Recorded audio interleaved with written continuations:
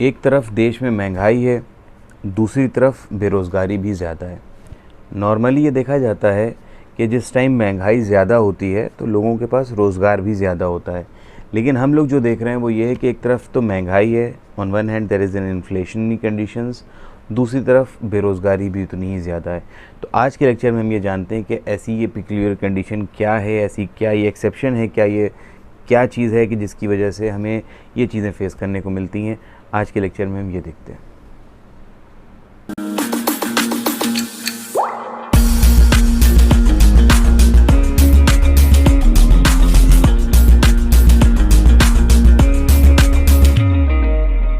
Welcome dear viewers of the educators, we hope that you all are fine and doing well. जैसे कि हमने एक अपने introductory जो स्पीच थी, जो इंट्रोडक्टरी हमारा वो था, पॉइंट था, उसके अंदर हमने आपको बताया कि हम आज ये जानने की कोशिश करेंगे कि इन्फ्लेशन भी हो रहा है और अनएम्प्लॉयमेंट की भी कंडीशन हमारे सामने आ रही है। तो इन सब बातों को करने से पहले हम ज़रा सा इसके बैकग्राउंड में अगर देखें, बहुत ही शॉर्ट एंड ब्रीफ में हम बात करेंगे। इसकी बाकी डिटेल वीडियोस हमारे चैनल पे मौजूद हैं इन्फ्लेशन से रिलेटेड। बेसिकली इन्फ्लेशन में क्या होता है, हम इसको दो सेंस में समझेंगे। पहले सेंस में अगर हम देखें तो जिस वक्त मनी सप्लाई ज़्यादा होती है इकोनॉमी में, तो मनी सप्लाई के ज़्यादा होने से मनी की वैल्यू कम हो जाती है। That leads to the rise in the price of the commodity. पैसे की वैल्यू कम हो रही है, सामान की वैल्यू ज़्यादा हो रही है, मतलब commodities, goods and services available in the market, the prices of those commodities are rising. तो हम कहते हैं कि इन्फ्लेशनरी कंडीशन हमारी इकोनॉमी में आ गई कि जिस टाइम सामान या कमोडिटीज़, गुड्स या सर्विसेज महंगे हो गए।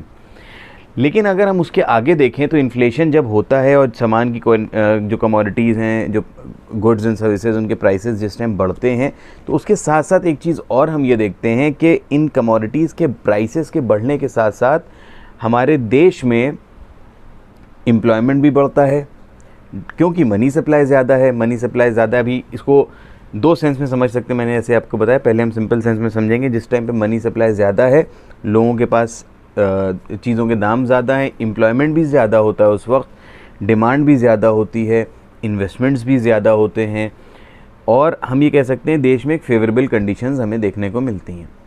दूसरे सेंस में अगर हम समझें तो ग्रोथ रेट, अगर किसी भी देश की ग्रोथ रेट ज़्यादा है, दैट मीन्स उस कंट्री की जीडीपी ज़्यादा है।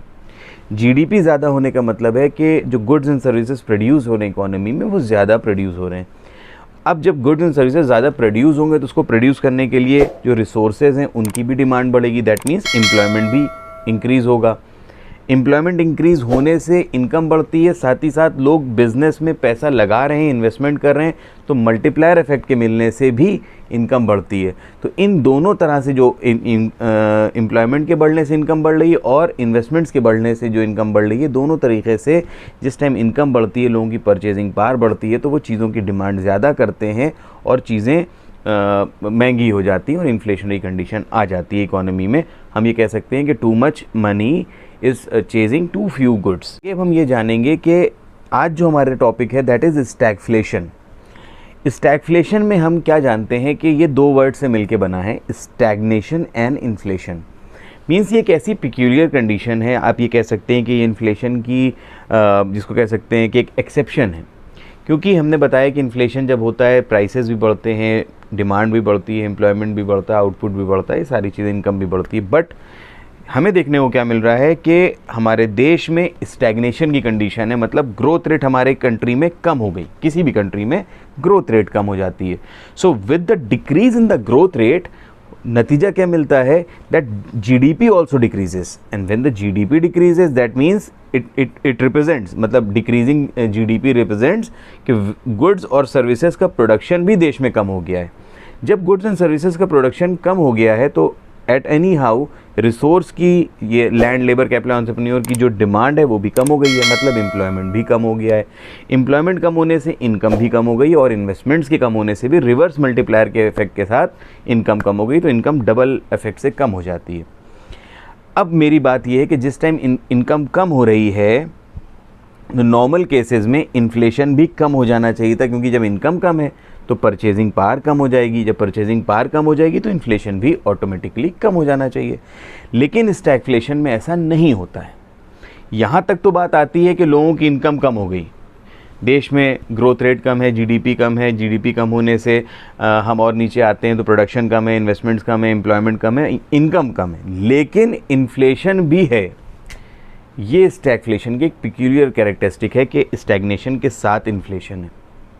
ये कैसे है? ये गवर्नमेंट के बहुत सारे मेजर्स के ज़रिए हो सकता है, गवर्नमेंट के ज़रिए जो आपको बेनिफिट्स दिए जा रहे हैं उसकी वजह से भी आपकी परचेजिंग पावर बड़ी हो सकती है, या जो क्रेडिट्स आपको अवेल हो रहे हैं उसकी मदद से भी आपकी इनकम बढ़ सकती है, या आप अपने पुराने बहुत सारे पैसे आपके पास जमा थे उसको आप मार्केट में अब लेके आ रहे हैं जिसकी वजह से आप डिमांड बढ़ा रहे हैं। ये वजह हो सकती है। गवर्नमेंट भी और कई सोर्सेज से आपकी इनकम को मेंटेन कर सकती है, आपकी करंट लेवल के साथ आपकी डिमांड को, सप्लाई को मेंटेन कर सकती है। तो अब यहाँ पे आगे हम बात करेंगे कि ये एक प्रॉब्लम है कि जहाँ पे स्टैग्नेशन के साथ इन्फ्लेशन है, तो यहाँ पे प्रॉब्लम सिर्फ इतनी सी है कि अगर हम दवा देते हैं इन्फ्लेशन की तो उसका एम्प्लॉयमेंट पे इफ़ेक्ट नहीं होगा, और अनएम्प्लॉयमेंट दूर करना चाहते हैं तो इन्फ्लेशन पे कोई इफ़ेक्ट नहीं होगा। अगर हम आपको याद दिलाएं फिलिप्स कर्व के बारे में, तो फिलिप्स कर्व में हमने देखा था कि इन्वर्स रिलेशनशिप होता था इन्फ्लेशन और अनएम्प्लॉयमेंट के बीच में। अगर आप चाहते हैं कि आपके देश में अनएम्प्लॉयमेंट ज़्यादा हो तो महंगाई, आपको अनएम्प्लॉयमेंट अगर आप चाहते हैं कि कम हो जाए तो महंगाई बढ़ जाएगी, अगर आप चाहते हैं महंगाई कम हो जाए तो बेरोज़गारी बढ़ाना पड़ती थी। लेकिन यहाँ पे दोनों चीज़ें साथ साथ चलती हैं कि इन्फ्लेशन भी है और बेरोज़गारी भी है। अगर सिर्फ इन्फ्लेशन की बात करते थे तो इन्फ्लेशन में जब दाम बढ़ते थे, महंगाई बढ़ती थी, साथ साथ रोज़गार भी बढ़ जाया करता था, तो लोगों को प्रॉब्लम नहीं होती थी। लेकिन यहाँ पे प्रॉब्लम यही शुरू हो रही है। अब हम अगर इस स्टैगफ्लेशन की वजह जानने की कोशिश करें कि वजह क्या है, तो इसके पीछे हिस्ट्री में अगर हम जाएँ तो 1970s के अराउंड जिस टाइम पे ऑयल क्राइसिस वगैरह आया था, या उसके बाद भी ऑयल क्राइसिस आया, तो वहाँ पर हमें ये देखने को मिला कि ऑयल के दाम जब बढ़े, जब फ्यूल प्राइसेस बढ़े in the form of petrol, diesel, crude oil, LPG, anything, you can say anything, fuel prices बढ़ने से क्या हुआ कि अब फ्यूल एक बेसिक चीज़ है जिसकी मदद से गुड्स ट्रांसपोर्ट हो रहे हैं एक जगह से दूसरी जगह। जिस टाइम पे फ्यूल के दाम बढ़ते हैं तो फ्यूल के दाम बढ़ने की वजह से ट्रांसपोर्टेशन कॉस्ट बढ़ती है। जिस टाइम पे कॉस्ट बढ़ती है तो बट एनी हाउ प्राइसेस भी तो बढ़ेंगे कमोडिटी के, तो जब प्राइसेस बढ़ेंगे तो उस कमोडिटी की डिमांड गिर जाएगी। अब जब डिमांड गिरेगी किसी कमोडिटी की तो उसका प्रोडक्शन, उसके बारे में जो इन्वेस्टमेंट्स हो रहे हैं वो भी गिरेंगे और इनकम भी गिर जाएगी। तो ये कुल मिला के चीज़ें निकल के आ रही है कि जिस टाइम पे फ्यूल के प्राइसेस बढ़ते हैं उस टाइम पे फ्यूल के प्राइसेस बढ़ने की वजह से कमोडिटी के प्राइसेस तो ज़रूर बढ़ते हैं, क्योंकि fuel is a part of cost. अगर फ्यूल जो ट्रक लेके आ रहा है सामान हमारे पास, अगर फ्यूल महंगा हो जाएगा तो जो सामान ला रहा है हमारे पास उसकी जो ट्रांसपोर्टेशन चार्जेस से वो बढ़ेंगे। अब मैं इसको अगर एग्जांपल में समेटूं बात को, फॉर एन एग्जांपल एक कमोडिटी है जो कि हम ट्रक से वाया ट्रक मंगा रहे हैं, 1 लाख रुपए की है, और उसमें ट्रांसपोर्टेशन कॉस्ट पहले 10,000 रुपये जुड़ता था जब फ्यूल के प्राइसेस कम थे, तो वो कमोडिटी हमें 1,10,000 पड़ती थी। अब उस ट्रक के अंदर 1,10,000 कमोडिटी ही थी, तो एक कमोडिटी का दाम 1 रुपये निकल के आता था, हम बेच रहे थे। अभी क्या हुआ कि 1 लाख रुपए की वो जो सामान था, जो कमोडिटी थी, वो अभी भी 1 ही लाख की, लेकिन पेट्रोल के प्राइसेस बढ़ जाने से, डीजल के प्राइसेस बढ़ जाने से ट्रांसपोर्टेशन कॉस्ट 10,000 से हो गई मान लीजिए 50,000। तो अब जो ट्रक विद ट्रांसपोर्टेशन कॉस्ट में पड़ेगा दैट विल बी अराउंड 1,50,000।